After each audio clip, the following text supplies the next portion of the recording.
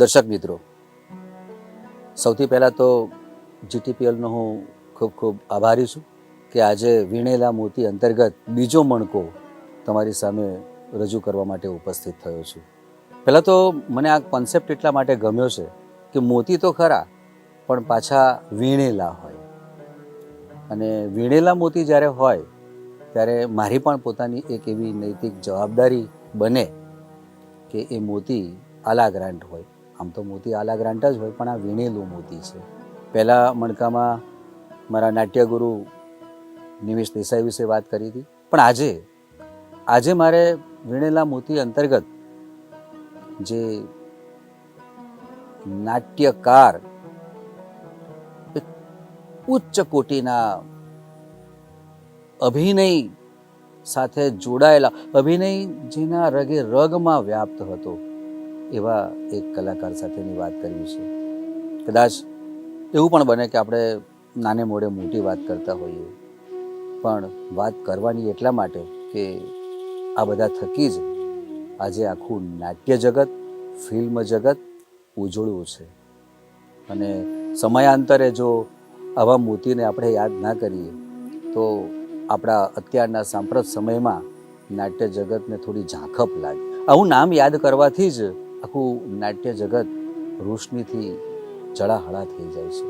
અને નાટ્ય સાથે જ્યારે હું જોડાયો છું ત્યારે મારે એક એવું નામ રજૂ કરવું છે, એ ઉપેન્દ્ર ત્રિવેદી. પિતા જેઠાલાલ ત્રિવેદી, માતા કમળાબા, એમના ભાઈ ભાલચંદ્રભાઈ અને લંકેશ તરીકે જેમણે ખૂબ નામના મેળવી એવા એમના બીજા ભાઈ અરવિંદભાઈ ત્રિવેદી, એમના બહેન પણ વિજયાબેન. આ આખો પરિવાર કલા સાથે આમ મૂળભૂત રીતે જોડાયેલો. એમનો જન્મ મધ્યપ્રદેશમાં ઇન્દોર ખાતે થયેલો, અને એમનું જે અભ્યાસ છે એ તે વખતે ઉજ્જૈનમાં એમણે મેળવ્યું, અને ત્યાર પછી તો એ મુંબઈ સીધા પહોંચી ગયા. બહુ એમના વિશે વાત કરવી છે, એમના નાટકો વિશે વાત કરવી છે, એમના જીવન કવન વિશે વાત કરવી છે, એમના ફિલ્મ જગત વિશે વાત કરવી છે. એટલે થોડીક ઝીણી નાની મોટી વાતોને હું એક બાજુ મૂકીને મૂળ વાત ઉપર જવા માગું છું કે મુંબઈમાં એ પોતે ગયા ત્યારે ત્યાં સીધા એ નાટ્ય જગત સાથે જોડાયા. એમની કોલેજમાં પણ બહુ સરસ મજાના નાટકો થતા હતા. એ નાટ્યકાર તરીકે ત્યાંથી એમણે શરૂઆત કરી. પછી તો એ આખી યાત્રા એટલી બધી સરસ રીતે ચાલી કે એક સમય એવો આવ્યો કે એ મુંબઈમાં આકાશવાણીના અધિકારી તરીકે, વડા તરીકે જોડાઈ ગયા. પણ જ્યારે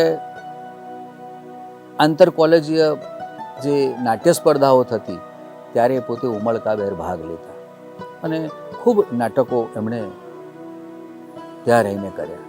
ખૂબ નાટકો સાથે એમનો પહેલેથી જ નાળ સંબંધ હતો. આવા એમના નાટકો વિશેની વાત કરવી છે. ફિલ્મ વિશે તો કોણ અજાણ્યું હશે, પણ બે એક વાત મજાની છે એમના જીવન કવન સાથેની છે ત્યારે.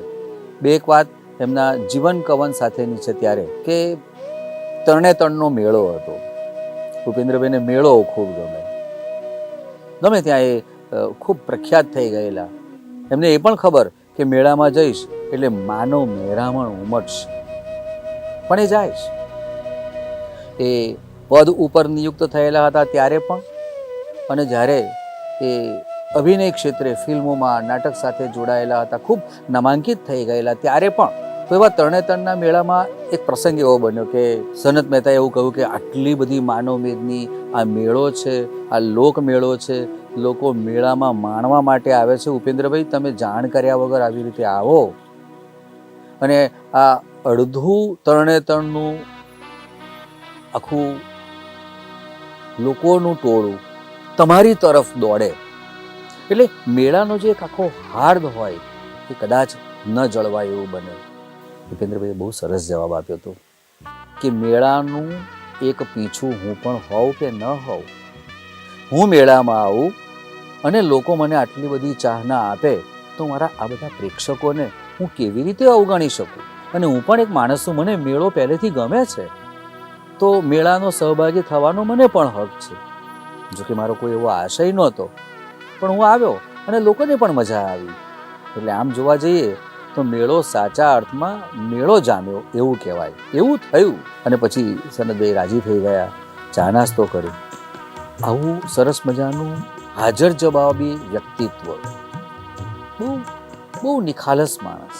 એક માણસ જ્યારે પોતાની ઊંચાઈ મેળવે છે ને ત્યારે એની સામે હજારો સવાલ પણ થતા હોય છે. આખી જ જીવન યાત્રા એમની જે પૂર્ણ થઈ ત્યાં સુધીમાં ઘણા લોકોએ ઘણી બધી વાતો પણ કરી હશે. ઉપેન્દ્રએ બહુ સરસ રીતે વાત કરી હતી કે ભાઈ હું માણસ છું, મારી મર્યાદા પણ હોઈ શકે છે. આપણા બહુ મૂર્ધન્ય સાહિત્યકાર કટાર લેખક ડૉક્ટર ગુણવંત શાહે એમનું એક પુસ્તક છે કેકટ્સ ફ્લાવર. એમાં ગાલીચાની બીજી બાજુમાં એક બહુ સરસ પ્રકરણ છે, ગાલીચાની બીજી બાજુ. એમાં દુનિયાના મહાન માણસોની મર્યાદાઓ લખી છે. હું અત્યારે આ વાતને એટલા માટે ટાંકું છું કે ઉપેન્દ્રભાઈ પણ એક માણસ હતા, પણ એ મહાન થયા, એ અભિનય સમ્રાટ બન્યા, એ ગુજરાતી ફિલ્મના પહેલા સુપરસ્ટાર બન્યા. અને જ્યારે માણસ એક ઊંચાઈએ પહોંચે, એક નામના મેળવે, ત્યારે ચાર વાતો એ માણસ વિશે થાય એ મહત્વની નથી. એ માણસે એમની જીવન યાત્રામાં કેટલું બધું મેળવ્યું, કેટલું બધું પ્રાપ્ત કર્યું, એ મહત્વની વાત છે. આપણા એક કટાર લેખક રજની કુમાર પંડ્યા, સરસ મજાનું એક ફિલ્મ તૈયાર થતું હતું વીર માંગડાવાળો. તારા બાપુની આ સળગતી ચિતાને માથે જલની અંજલિ છાંટ. સાંભળો છો ને સાથ, તમારો કોર માંગડો બોલાવે છે. જા, ચાલો જાય છે. તારું કાળું મોઢું મને કોઈ દી બતાવતો નહીં. મેં તને મોતમાંથી ઉગાર્યું. આપણે બાળપણના ભેરું બાંધી નાથે, નહીં તો તે દી જેઠાવાળાની તારા ભાઈ નિકટારે તને વિંધી નાખ્યો હોત.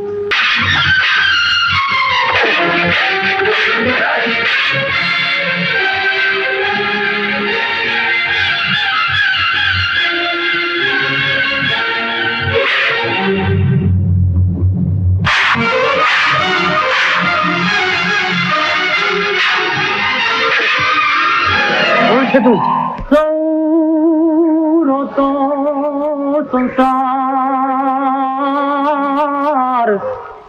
અરે એને પાપણીએ પાણી પડે, પણ ભૂત ભૂત રૂડે એ ભેંકાર, એને લોચનીએ લોહી જરે. હું બેટો અને તું બાપ, મને ઓરસી કાવળખ નહીં, પણ બોલ્યા ભવના જોને પાપ.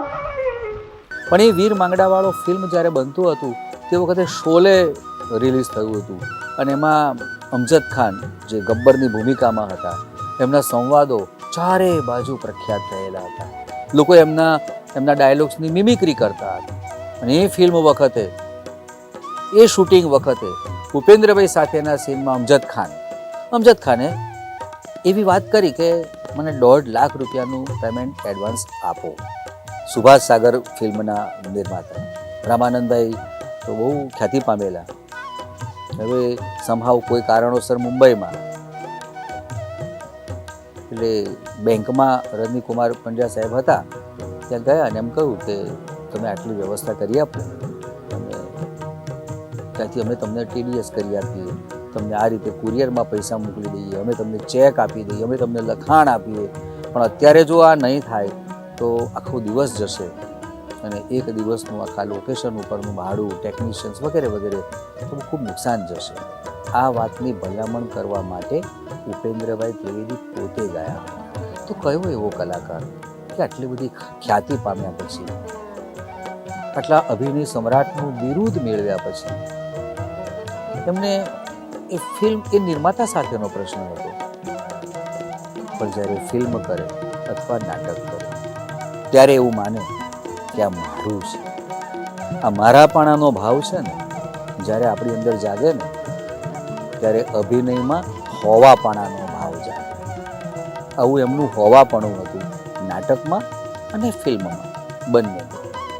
પછી તો અરવિંદભાઈ ત્રિવેદી પણ ગયા અને સરવાળે આખું કામ પાર પાડ્યું, શૂટિંગ પણ થયું. પણ વાત એ છે કે એક અદનો કલાકાર જે ફિલ્મનો હીરો છે એ નિર્માતાની પૈસાની વ્યવસ્થા માટે બેંકમાં શાના માટે જાય? એટલે આ એમનું એક વ્યક્તિત્વ હતું. આ એમના જીવનના જે સંસ્મરણો છે ને એ પૈકીનો ખૂબ સરસ મજાનો આ એક બનાવ છે, પ્રસંગ છે.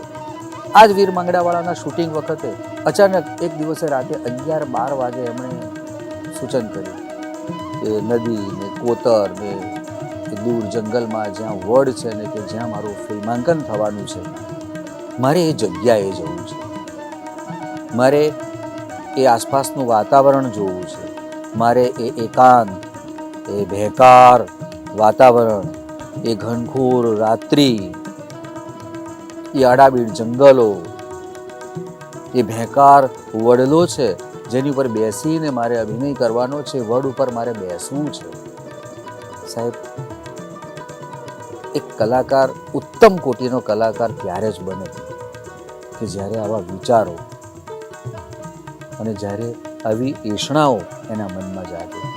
આખું યુનિટ એમની સાથે રાતે ત્યાં ગયું. એમણે યુનિટના સભ્યોને કહ્યું કે બધા બહુ દૂર દૂર ચાલ્યા જાઓ, મને એકાંત આપી દો. અને આ ઉપેન્દ્રભાઈ ત્યાં 1-1.5 કલાક બેઠા. જે જગ્યાએ વડલા ઉપર બેસીને એમણે અભિનય કરવાનો છે, આપણે બધાએ ફિલ્મોમાં જોયું છે કે રડે છે ત્યારે પેલા લોહીના આંસુને એ આખી ઘટના તો એ અડધો કલાક એ વડલા ઉપર બેઠા, એ વડલાની ચોમેર ફર્યા, એ અંધકાર રાત્રિનો અનુભવ કર્યો. એક કલાકારે પોતાનો આવો અભિનય બતાવવા માટે આ કેવું એક પ્રકારનું સમણું જોયું હશે. અને આવા સમણા જોવે ને ત્યારે જ એ સાચા અર્થમાં સાકાર પામે. તો આવા ઉપેન્દ્રભાઈની વાત કરવાની છે, આવા અદના કલાકારની વાત કરવાની છે. એમનું મિત્ર વર્તુળ ખૂબ ઉમદા હતું. એમનું ચાહક જગત પણ બહુ જ બહોળું હતું. આપણા વડાપ્રધાન શ્રી જ્યારે અહીંયા મુખ્યમંત્રી તરીકે હતા ત્યારે એમને સન્માનિત કર્યા. બાબા આનંદ સાથે એમને ખૂબ સરસ મનમેળ હતો. પૂજ્ય મોરારી બાપુએ એમને સન્માનિત કર્યા. સ્વર્ગસ્થ ભૂતપૂર્વ પ્રધાનમંત્રી શ્રી રાજીવ ગાંધી સાથેની પણ એમની મુલાકાતો છે. એમણે પણ એમને સન્માનિત કર્યા. એમના જે ગમતા ગ્રંથો છે બે, એ રામાયણ અને બીજું મહાભારત. આપણને એવું થાય કે રૂપેરી પડદા ઉપર અથવા તો તખ્તા ઉપર નાટક કરનાર આવો કલાકાર આટલો બધો ધાર્મિક હશે. સંસ્કૃતનું જ્ઞાન પણ ખૂબ હતું. એમના ભાઈ અરવિંદભાઈ તો સંસ્કૃતના બહુ મોટા તજજ્ઞ હતા, પણ નાનપણથી ઘરમાંથી જે સંસ્કાર મળ્યા, જે પૂજા વિધિ થતી, એ સંસ્કૃત સાથે જોડાયેલો એમનો એક નાળ સંબંધ. તો આવા ઉપેન્દ્રભાઈ ગુજરાતી ભાષા સાથે જ્યારે એમણે નાટકો કર્યા, ગુજરાતી ભાષાની ફિલ્મો કરી, ત્યારે એક સરસ મજાનો પ્રસંગ ભૂલી જવાય તો કદાચ એમ લાગે કે થોડીક આખી વાત નાની પડી. ગુજરાત સાહિત્ય પરિષદમાં એક સરસ મજાના મુશાયરાનું આયોજન કરવામાં આવ્યું હતું. કદાચ હું યાદ કરતો હોઉં તો રાજેન્દ્રભાઈ શુક્લની આખી હરોળ ત્યાં બેઠેલી હતી. તે વખતે તેઓ શ્રી સરકાર સાથે જોડાયેલા હતા. એમના વાહનોના કાફલા સાથે એ મુશાયરામાં આવે. આપણે જ્યારે એમની ફિલ્મો જોઈએ ત્યારે આપણે અહોભાવથી જોતા, અને આવા અદના કલાકાર જ્યારે આપણને સામે મળે અને એમને જોવાનું થાય ત્યારે આપણે કેટલા બધા આનંદિત થઈ જઈએ, ભાવ વિભોર થઈ જઈએ. આ મુશાયરામાં સદભાગે હું ગયો હતો અને મને ખબર પડી કે ઉપેન્દ્રભાઈ આવવાના જ છે. એટલે હું એમની રાહ જોતા નીચે ઊભો હતો. એમના કાફલા સાથે આવે, સિક્યુરિટી હોય એ સ્વાભાવિક છે, પણ મારા નસીબ ગણો કે જોગ સંજોગ ગણો, મેં એમની સામે જોયું ને એમ કહ્યું કે મારે 1-2 મિનિટ વાત કરવી છે. એટલે એમણે એમ કહ્યું કે 5 મિનિટ. મારામાં આશ્ચર્યનો ભાવ એટલો બધો, હું તે વખતે સ્પીચલેસ થઈ ગયો. પછી એમણે મારો હાથ પકડીને કીધું કે બોલો શું કહેવું છે. કીધું મારે કંઈ નથી કહેવું, મેં તમને ખૂબ ગુજરાતી ફિલ્મોમાં જોયા છે, અભિનય સમ્રાટ જેવું નાટક જોયું છે, પશાભાઈ પટેલને જોયા છે એ જ તમે છો, કે સોન કંસારીમાં જોયા છે એ જ તમે છો, કે માલવપતિ મુજમાં જોયા એ જ તમે છો, વીર માંગડાવાળો પણ તમે જ છો. એને આજે હું રૂબરૂમાં મળીને ખૂબ આનંદિત થઈ રહ્યો છું. આટલો મોટો માણસ, સરકારમાં એક સારા હોદ્દા ઉપર બેઠેલો માણસ, આટલી નામના કેળવેલો માણસ, ઉપર મુશાયરામાં મોટા મોટા કવિઓ અને આયોજકો રાહ જોતા હોય ત્યારે મારા જેવા સામાન્ય માણસ સાથે ઉભા રહીને શાંતિથી વાત કરે છે. મને એવું પૂછ્યું શું કરો છો? શિક્ષક છું. સરસ સર, હું પણ નાટકો કરું છું. કોની સર? Ministry sir. અરે સરસ, તમે તો કલાકાર છો, એમ કરીને એમણે મને ગળે વળતા. આ માણસનું વ્યક્તિત્વ કયા પ્રકારનું? શું આવું સામાન્ય વર્તન કરી અને કેટલાક લોકો હું આ લેવલનો છું, મારી આટલી હાઈટ છે કે આ જગ્યાએ પહોંચ્યા પછી પણ હું કેટલો ડાઉન ટુ અર્થ છું એવું બતાવવા માટેનું હતું? ના, બિલકુલ નહીં. જો એવું બતાવવું હોત તો બીજા ઘણા માણસો આગળ કરી શકત. મને તો કોઈ ઓળખતું પણ નહોતું ત્યારે. એ સાચકલો માણસ હતો. મેં કહ્યું કે આપને કવિતામાં પણ રસ છે? હું તો એકદમ બાળક બનીને બધું પૂછતો હતો.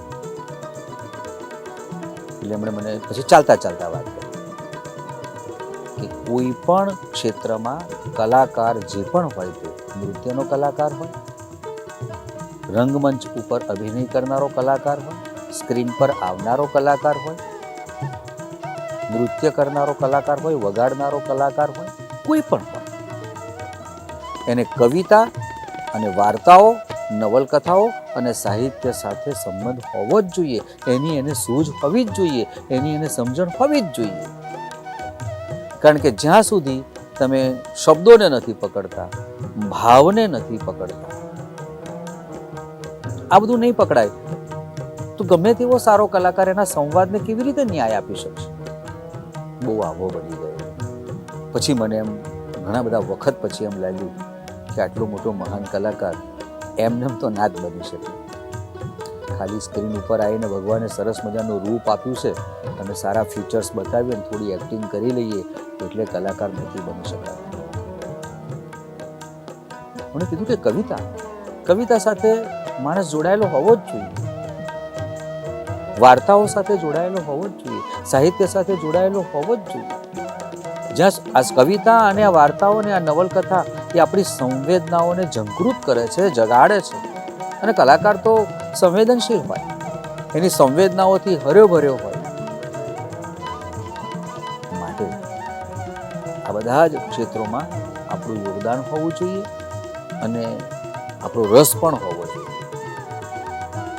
તો આવા ઉમદા વ્યક્તિત્વ ધરાવનાર એવા ઉમદા કલાકાર કે જેને કવિતાઓ સાથે મજા પડતી હતી, જે નવલકથાઓ વાંચે, ઝેર તો પીધા છે જાણી જાણી વાંચ્યા પછી એમને એવું થઈ ગયું કે આની ઉપર નાટક થવું જ જોઈએ, આની પર ફિલ્મ બનવી જ જોઈએ. આમાં હું આ નવલકથામાં આ પાત્ર ભજવું તો કેટલું સરસ મજાનું ભજવું, એવું એ વાંચતી વખતે જ પરિકલ્પના કરી લે. અને પછી વાસ્તવમાં એવું બન્યું. મનુભાઈ પંચોળી દર્શક લિખિત ઝેર તો પીધા છે જાણી જાણી અને એ એટલા બધા ભાવવિભોર થઈ ગયા. અને ત્યારે એ અદ્ભુત ન્યાય એમણે આપ્યો એમના પાત્રને. શરૂઆતમાં તો એમણે ભવાઈમાં રંગલાનું પણ કામ કર્યું. એમની શરૂઆત કદાચ ત્યાંથી થઈ.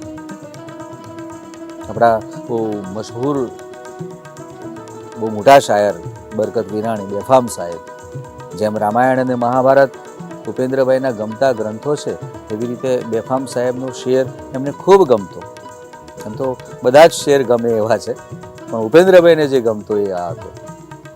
બેફામ તોય કેટલું બધું થાકી જવું પડ્યું, બેફામ તોય કેટલું બધું થાકી જવું પડ્યું, બાકી માર્ગ તો હતો ઘરથી કબર સુધી.